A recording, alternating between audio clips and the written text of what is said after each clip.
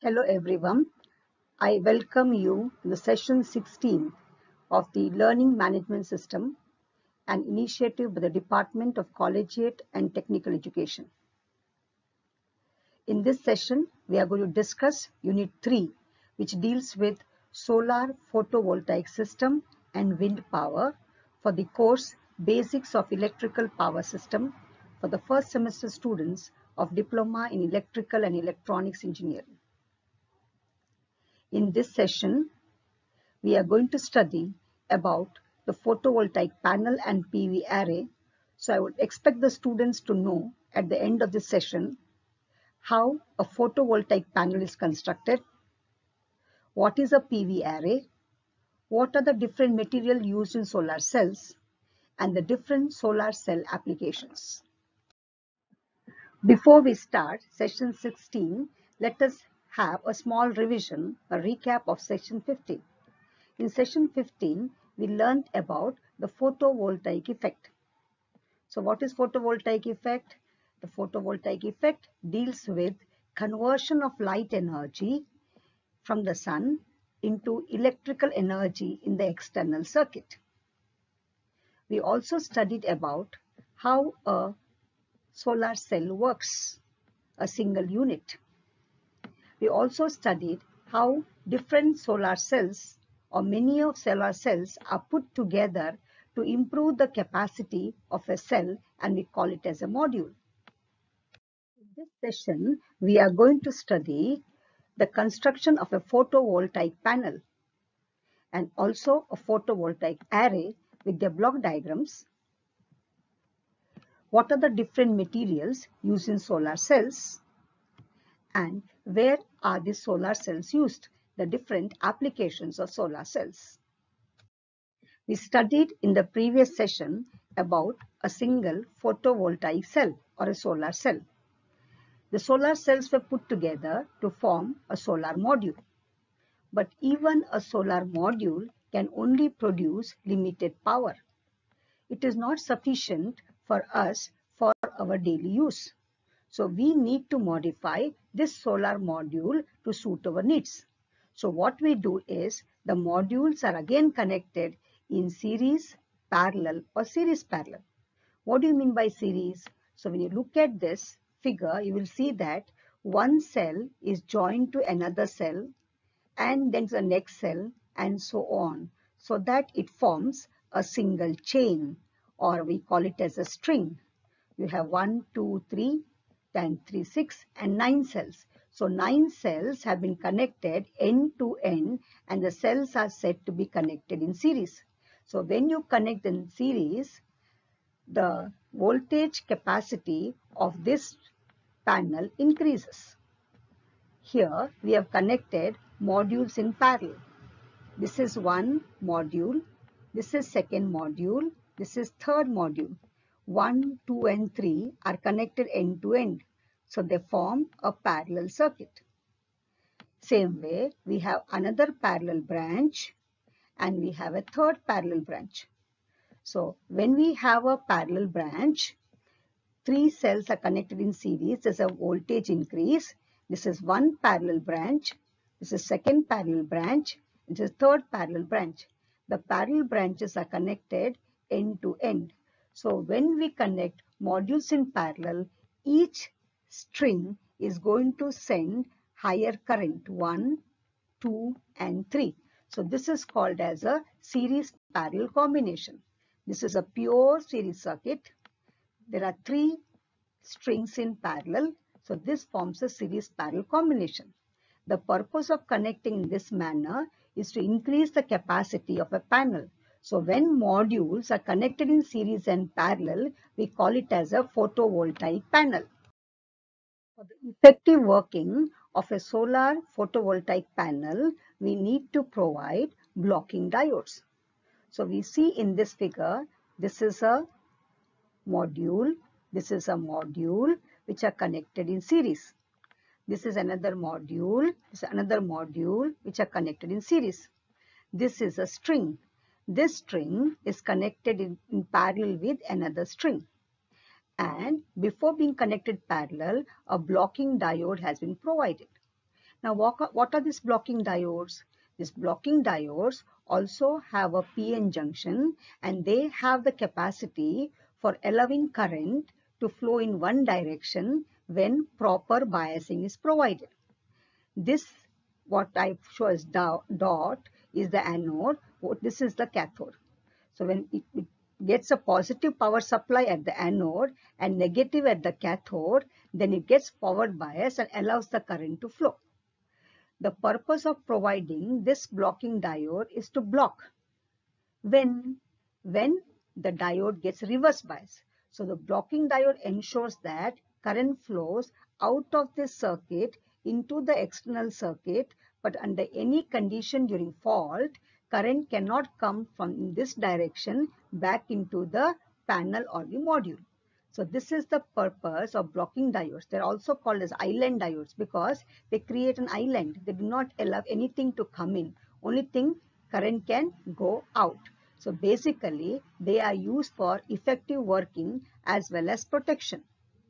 So moreover, suppose any of this string fails, then current cannot be provided from here to this circuit, but always current will go out. Along with the blocking diode, we can see that there are bypass diodes. These bypass diodes are connected in parallel with the module, which also can say across the module. And what happens is these diodes are reverse bias. Positive is connected to cathode. So under normal working condition, this string will continuously supply current. But in case that one module fails, then this other module will get wasted. Because in this figure I have shown only two. But in a practical condition, there might be many a module connected in series and many a module connected in parallel. So we cannot waste the capacity of other modules. So what we do is that in case there is a module or a panel which is faulty, we need to provide an alternate path. So in the case of a bypass diode, what it does is the panel gets bypassed because of this diode and current continues to flow through the healthy panel. Thus, the capacity of the panel or the module does not get wasted. So this helps in the effective working of a panel. So both the blocking diodes and bypass diodes are provided. Blocking diodes are provided in series and they are forward biased, while the bypass diodes are connected in parallel and are connected in reverse bias. Let us move to the next topic, that is photovoltaic array. I've explained to you earlier that a single photovoltaic cell has got a very low capacity of 0.3 to 0.5 volt. And the previous session I explained to you that these cells are connected in series or in parallel to increase the voltage capacity. Similarly, the modules also are connected either in series or parallel to form a panel. But still it does not suit our working condition. To obtain the practical working condition, again the panels are connected either in series and parallel in order to obtain an array.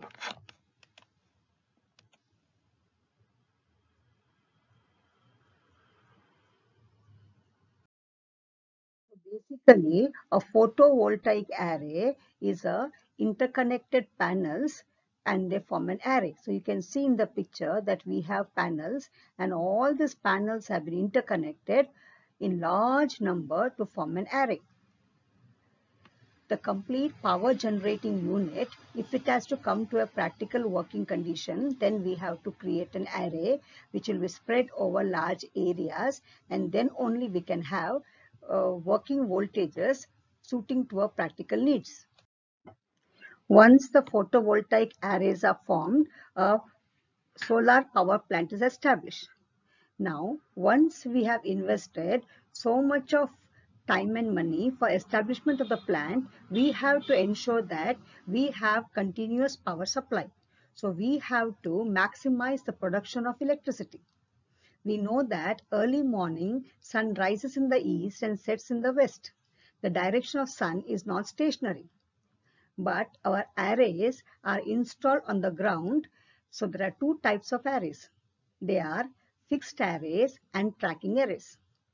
So the purpose of tracking arrays is that we move the array to align with the direction of the sun.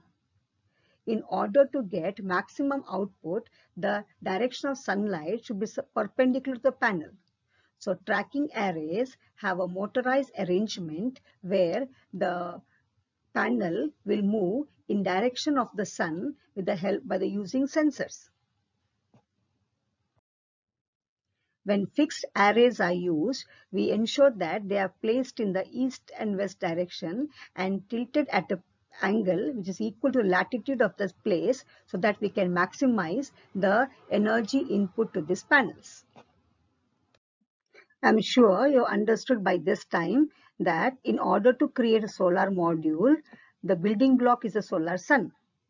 A combination of solar module will give rise to a solar panel, and a few panels put together will give rise to a solar array.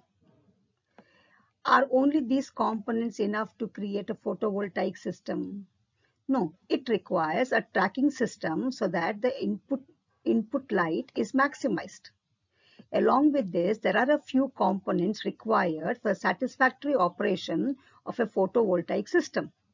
They are charge controllers, batteries, inverters, protection devices, and so on. All these devices put together will form a photovoltaic system. To simplify the working of a photovoltaic system, we can say that we have a PV array, photovoltaic array, and between the array and the load, we require the few main components, that is a charge controller, a battery, and an inverter. Without these components, it is not possible to supply current to the AC loads. The function of each one of us will be studying in detail in the next session. I'm sure by this time you are familiar that every house requires power supply which is alternating. So the most of the load which are used in the houses are AC in nature. By load we mean all devices which consume electricity. So here we have an array generating electric current. Here we have the consumer which is going to use. So in between the supplier and the consumer, these are the devices which are required for the satisfactory operation of a photovoltaic system. That is a charge controller, the inverter, and the battery. The purpose of a battery is storage of electricity to be supplied in night time when there is no supply during nights. Let us understand what are the properties of materials which we desire in order to be used in a PV cell. So, we use semiconductor devices. Why are the semiconductors suited to fit this application? Because these material has a small energy gap between the valence and the conduction band. So when you supply little energy, electrons will shift out from the valence band and move to the conduction band and are available for free current flow. Moreover, the materials which are used in the solar cells should have high absorption. So the material should absorb and not allow the light to escape out from the material. We also require that the material which is used should have high electrical conductivity because we need the current to flow through it. If we want to be used practically, then we want the cost of the material to be low. And if this is possible, only when the material is available in abundance. We know that semiconductor material silica is obtained from sand, and it is the second most abundant material available in nature. So when material is available in abundance, the cost automatically comes down. So these are the factors or the properties of material which we need to consider when we consider its use in solar cell.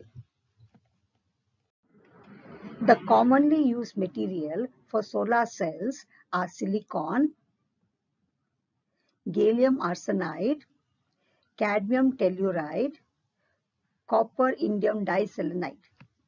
Apart from this, lot of research is being carried out so that the efficiency of the entire solar photovoltaic process increases. Presently, organometallics and perovskite are the two important materials which are being popularly used. Let's move on to the application of solar photovoltaic system. So where do we use the power generated? The power generated by the photovoltaic system can be fed to the central grid. The figure shows that instead of taking supply from the electricity supply company, whenever we can generate electricity, we can feed it to the electricity grid for use for all.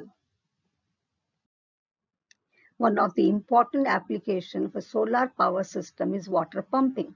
We know that we require water for drinking as well as we require water for irrigation purposes. In rural areas, there are many places where the electrical grid has not been established. So to establish a grid, it requires a lot of time as well as investment. In such cases, it is very easy to establish an independent system which will run a water pump, and we can have water for irrigation as well as for drinking purpose. Solar light finds a important application for lighting. So we can have solar portable lamps which can be used effectively, which are very cost effective.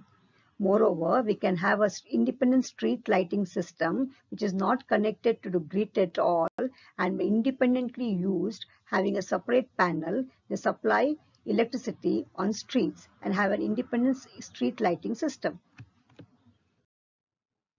Many life-saving drugs and vaccines require refrigeration. And in the refrigerated mode, they have to be transported from one place to another. The destination place may not have a power supply. In such cases, we can have an independent system, refrigeration system, which can derive its source of power from a photovoltaic system. One of the most important application is rural electrification, that is, electrification of villages where the power grid is not available. And by a solar PV system, we can have the illumination of an entire village, so they are not dependent upon any electricity supply company, and the cost of the electrification also comes down. Photovoltaic system is the main source of power for space vehicle and satellites, because otherwise the space vehicle will have to carry batteries for its working. So throughout the year, the solar PV system can provide a continuous source of power for this space stations and space vehicle. Moreover, independent PV system can be a source of power for important telecommunication application, telephone exchanges, and TV broadcasting stations. So I believe that you have understood the working of a photovoltaic module and an array as to why they are created, the different materials, what are the requirements of the material, and what type of materials are actually used, and also the application of a photovoltaic system. Now we will have a quick revision by taking a few questions. Which of the following should not be the characteristic of the solar cell material?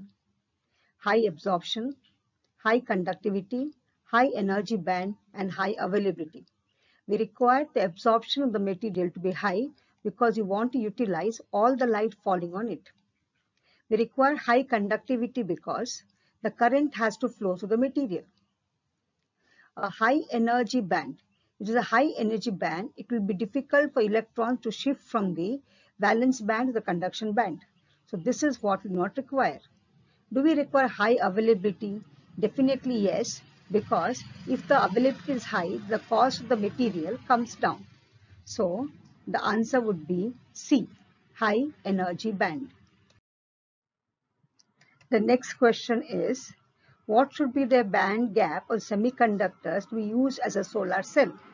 So we want the energy band to be small. So 2.5 is too high, 3 is still higher. So the preferable band will be between 1 to 1.8 electron volt. So the answer would be answer C. The semiconductor ideal band gap is 1.5 electron volt plus and minus a small value.